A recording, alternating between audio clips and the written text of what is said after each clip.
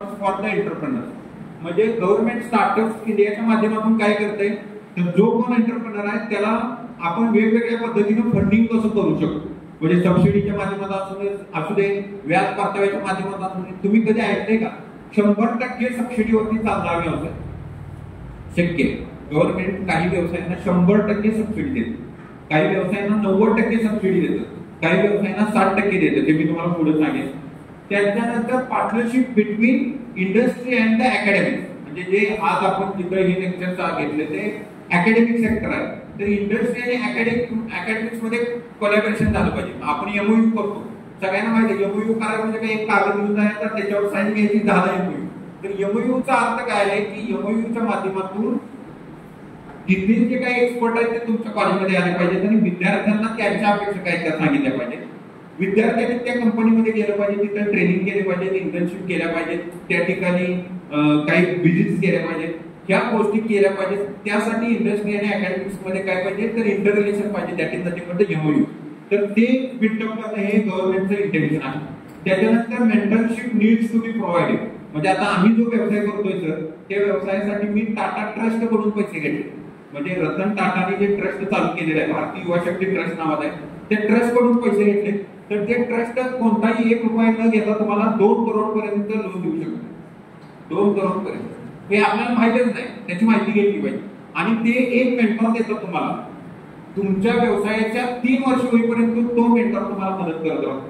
म्हणजे कोणतीही असू दे, म्हणजे तुमची मार्केटिंगची असू दे, प्रोडक्शनची कोणतीही अडचण असू दे, त्या अडचणीसाठी तो मेंटर तुम्हाला मदत करत राहतो. मग हे मेंटरशिप देणं, मेंटरशिप हे सुद्धा गव्हर्नमेंट आज काम करते. तुम्ही फक्त त्या साईट वरती जाऊन अप्लाय करायचं. त्यानंतर to foster the innovation and entrepreneurship. म्हणजे एंटरप्रेनरशिप वाढली पाहिजे किंवा इनोव्हेशन वाढली पाहिजे, त्यासाठी स्टार्टअप इंडिया काम करते. आणि ease of doing the business in the country. म्हणजे आपल्या इंडस्ट्रीमध्ये, आपल्या कंट्रीमध्ये व्यवसायाची वाढ झाली पाहिजे. जर व्यवसायाची वाढ झाली तरच, उद्योजकता वाढली तरच आपण काय करू शकतो, नोकऱ्या देऊ शकतो किंवा नोकऱ्या निर्माण होऊ शकतात. आता सोर्सेस ऑफ फायनान्स. म्हणजे आपल्याला फायनान्स किंवा ज्या गोष्टी आहेत त्या कशा आपण उपलब्ध करू शकतो व्यवसाय सुरू करण्यासाठी. तर आपल्याला एकच माहिती आहे की घरातून कुठं तर पैसे येतात, ते पैसे आपल्या आई वडील कॉलेजमध्ये पडतात आणि आपण शिक्षण घेतो. परंतु शिक्षणावरती केलेली जी इन्व्हेस्टमेंट आहे त्या इन्व्हेस्टमेंटचं रिटर्न देणं ही सुद्धा आपली जबाबदारी आहे. आणि मग ते रिटर्न कशा माध्यमातून द्यायचं, तुम्ही नोकरी करा किंवा व्यवसाय करा. मग हे रिटर्न देत असताना आपण आपल्या घरातली आपली फी भरण्यासाठी फायनान्स कसा तयार करतात, तर कुठून तरी नोकरीवरती कर्ज काढतात आणि तुमची फीस भरतात, किंवा कुठल्या तरी बँकेचं कर्ज काढतात आणि तुमची फीस भरतात, किंवा शेतीच्या ह्याच्यावरती कुठून तरी कर्ज काढतात, किंवा शेतीचं कुठतरी एफडी सेव्हिंग केलेलं असतं त्याच्यातून. हे झालं तुमच्या फॅमिलीचं फायनान्शियल मॅनेजमेंट. तसं आपण व्यवसायाचं फायनान्शियल मॅनेजमेंट केलं पाहिजे. कसं, तर पहिला आहे ते सिक्युरिटी. म्हणजे शेअर मार्केट बऱ्यापैकी सगळ्यांना माहित आहे. तर शेअर मार्केटमध्ये आपण जे शेअर्स, बॉन्ड हा कन्सेप्ट जो आहे, शेअर्स आणि बॉन्ड हे सगळ्यांना माहित आहे, किंवा ज्याला आपण डिबेंचर्स म्हणतो. तर ह्या गोष्टी ज्या आहेत त्या कशा तयार होतात, तर तुम्ही तुमच्या पब्लिक लिमिटेड कंपनी केली असेल तर 100 शेअर्स होल्डर घ्या, त्या प्रत्येकाकडून 10,000 रुपये घ्या. 100 गुणिले 10,000 केले की 10 लाख झाले. तुमच्या व्यवसायाला 10 लाख फायनान्स तयार झाला. बॉन्ड्स असतात, बॉन्ड्स वरती सुद्धा तुम्हाला पैसे मिळतात. डिबेंचर्स म्हणजे काय की तुम्ही एखादी मशीन घेता तर त्या मशीनवरती काय केलं जातं, बँकेने कोल्याचं ठेवलं, त्याला कोलॅटरल म्हणतो. पण डिबेंचर्स हा असा प्रकार आहे की विदाउट कोलॅटरल तुम्हाला मशीन्स मिळतात. त्याच्यानंतर टर्म लोन्स. म्हणजे तुम्ही एखाद्या 10-20 मशीन घेतल्या असतील तर त्या मशीनला जे लोन घेतो आपण त्याला टर्म लोन म्हणतो आपण, आणि त्याची परतफेड मासिक असते महिन्याला. वर्किंग कॅपिटल ऍडव्हान्सेस मध्ये कॅश क्रेडिट, त्याला सीसी बँकेमध्ये आपण म्हणतो. 10-15 लाखाची तुम्ही बँकेमध्ये सीसी करू शकता. शॉर्ट टर्म लोन घेऊ शकता, म्हणजे एका वर्षासाठी 10-20 लाखाचं लोन घेऊ शकता. किंवा बिल ऑफ एक्सचेंज, म्हणजे तुमच्या बिलाच्या अगेन्स्ट तुम्ही पार्टीकडून ऍडव्हान्स पेमेंट घेऊ शकता. त्यानंतर डेफर्ड क्रेडिट. डेफर्ड क्रेडिट हा असा प्रकार आहे की तुमच्याकडे पैसे असतात पण they are not considered as an income. म्हणजे इन्कम म्हणून जे पैसे आहेत ते तुम्ही इन्कम म्हणून न वापरता क्रेडिट म्हणून वापरू शकता. लीज म्हणजे त्याला आपण काय म्हणतो, भाडे करार किंवा भाड्याने त्याला आपण काय म्हणतो, लीज वरती आपण काही अमाऊंट क्रिएट करू शकतो. एचपी म्हणजे हायर परचेस. हायर परचेस म्हणजे काय, एखाद्याची मशीन आहे, त्याच्या कंपनीत 4 मशीन आहेत, त्यातले 3 चालवतात आणि 1 बंद आहे, तर त्याची मशीन तुम्ही भाड्यानं घेऊ शकता, त्याला आपण हायर परचेस म्हणतो. त्यानंतर अनसिक्युअर्ड लोन, बरेच लोन फक्त आधार कार्ड आणि पॅन कार्डवरती मिळतात व्यवसायासाठी, तर त्याला अनसिक्युअर्ड लोन म्हणतात. सबसिडीज हा खूप मोठा प्रकार आहे, तो पुढे बोलणार आहे आपण.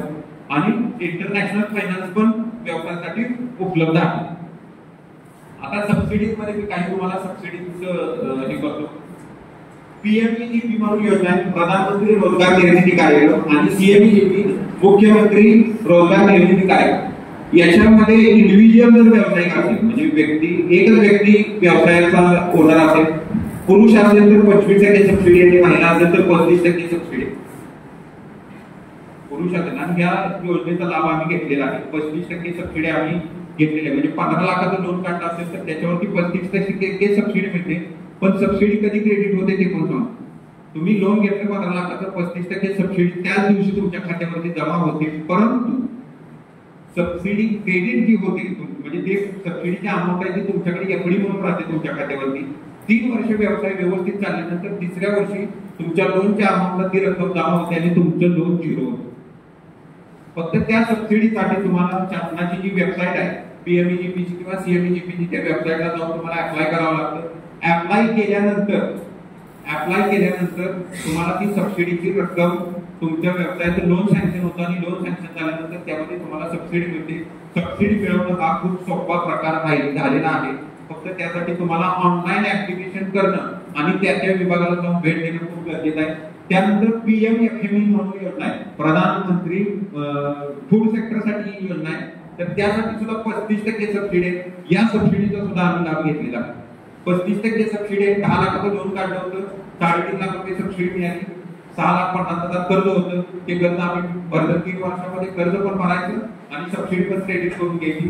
तर ही जी स्कीम आहे ती फक्त फूड प्रोडक्टसाठी, आपल्या सांगली जिल्ह्यासाठी जर ऊसाशी रिलेटेड प्रोडक्ट असतील तर मिळते. कोल्हापूरसाठी ऊस आहे, सांगलीसाठी द्राक्षे आहे आणि साताऱ्यासाठी कोणतं प्रोडक्ट आहे माझ्या लक्षात नाही, पण त्या रिलेटेड जर तुमचे प्रोडक्ट असतील तर तुम्हाला ही 35% सबसिडी आरामशीर मिळते.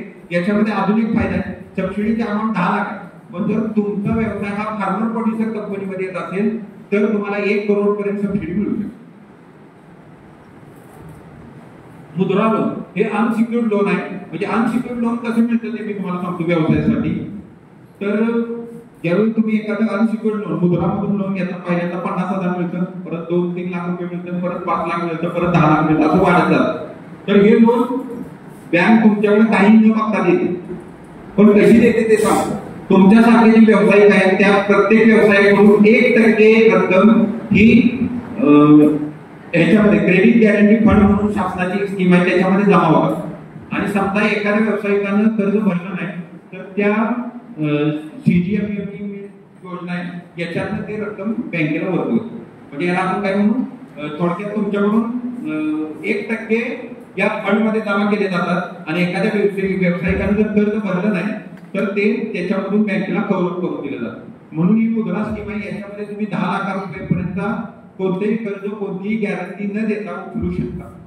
याच्यासाठी फक्त तुम्हाला बँकेत जायचं आहे आणि मुद्रा लोनच्या अंतर्गत प्रपोजल सबमिट करायचं आहे. प्रपोजल सबमिट करत असताना मात्र आपल्याकडे नीटनेटकी होणार पाहिजे. म्हणजे जसं आपण तुमचे ट्युटोरियलची फाईल बनवता तसं की फाईल व्यवस्थित, त्याच्यावरती तुमचं नाव, हा प्रकार काय आहे, सब्जेक्ट काय आहे, आतमध्ये इंडेक्सवरती पहिल्या पानावरती काय आहे, दुसऱ्या पानावरती इंडेक्स करणे, त्याला टॅग लावणे, फाईलमध्ये तुमचे व्यवसायाचे फोटोग्राफ असू दे, व्यवसायाचे सगळे लायसनिंग असू दे, तुमच्या व्यवसायानंतर तुम्ही किती प्रॉफिट अर्न करणार आहे त्याचा एखादा सीए कडूनचा प्रोजेक्ट रिपोर्ट पाहिजे. हे सगळं फायला लावायचं, मगच बँकरकडे जायचं. म्हणजे तो बँकर तुमच्याकडे खुश होतो आणि लगेच प्रकरण तुमचं सँक्शन करतो. पुढचा आहे ती प्रधानमंत्री मुद्रा योजना. मी जे सांगितलं सुरुवातीला 50,000, परत 50,000 ते 5 लाख आणि परत 5 लाख ते 10 लाख अर्ज करण्यासाठी मुद्रा योजना म्हणून तुम्ही गुगलला सर्च केलं तर तुम्हाला मिळून जाईल. त्याच्यानंतर ऍग्रीकल्चर स्कीम आहे, AIF ज्याला म्हणतो आपण. तर ते AIF मधून तुम्हाला ना 2 करोड पर्यंत कर्ज